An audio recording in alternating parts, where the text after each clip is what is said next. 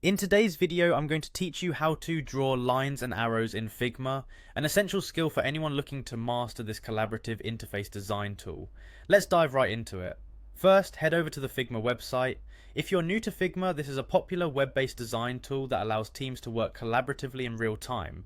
It's perfect for designing everything from simple sketches to fully interactive prototypes. Once you're on the Figma homepage, look for the login option. It's typically located at the top right corner of the page. Click on it to access your account. If you don't have an account yet, you'll need to sign up. It's a straightforward process involving your email and a password, and you can start with a free tier to explore Figma's capabilities. After logging in, you'll find yourself on the Figma home interface. This is your main dashboard where you can access recent projects, create new files, or manage team projects. For now, we'll focus on creating something new, so go ahead and click on Design.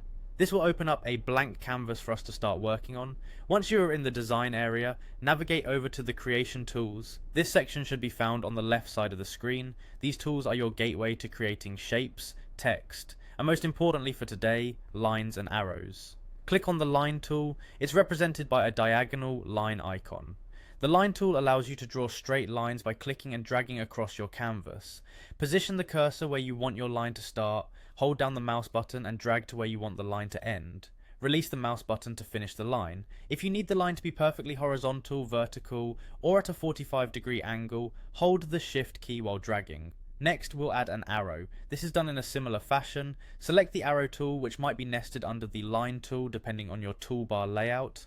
Arrows in Figma are essentially lines with an added arrowhead at one end, allowing for clear visual direction. Click and drag once again on the canvas, just like you did with the line. As for style, Figma offers options to adjust the thickness and style of your lines and arrows, ensuring they match your design's theme. Remember, these basic elements can greatly enhance the clarity and flow of your design or presentation.